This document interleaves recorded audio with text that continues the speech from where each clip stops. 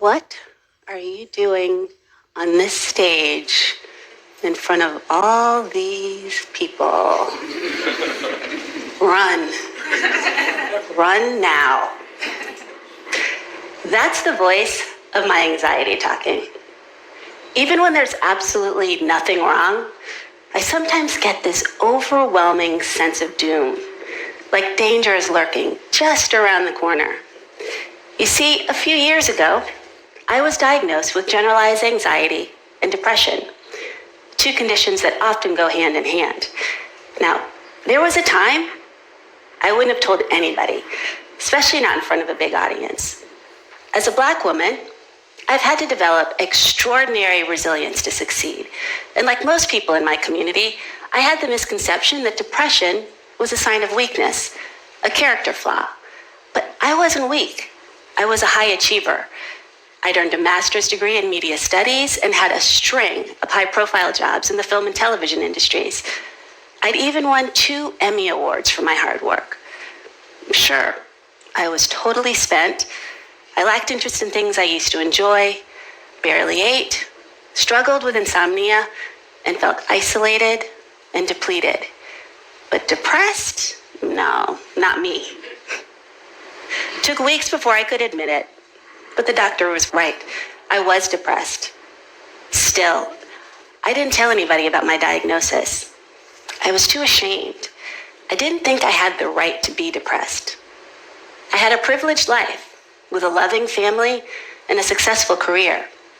And when I thought about the unspeakable horrors that my ancestors had been through in this country so that I could have it better, my shame grew even deeper. I was standing on their shoulders. How could I let them down? I would hold my head up, put a smile on my face, and never tell a soul.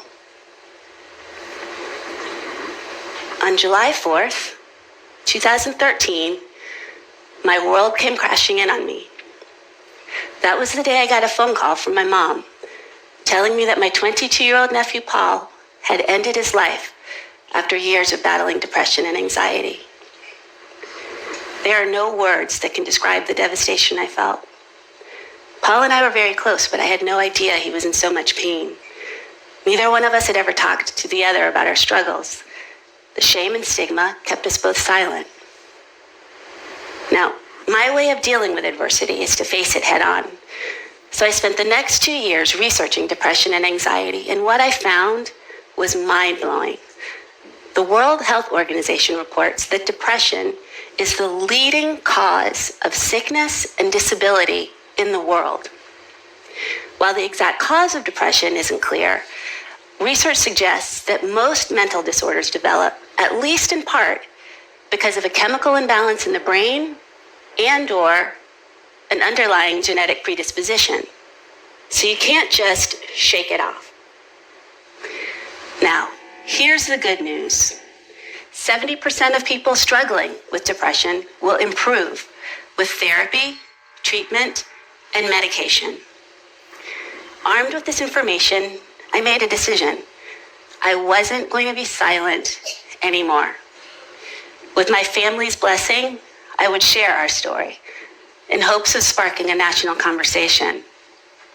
A friend, Kelly Pierre-Lewis, said, "Being strong is killing us." That's what it takes to help people who may be suffering in silence, to know that they are not alone, and to know that with help, they can heal. Now, I still have my struggles, particularly with the anxiety, but I'm able to manage it through daily meditation, yoga, and a relatively healthy diet.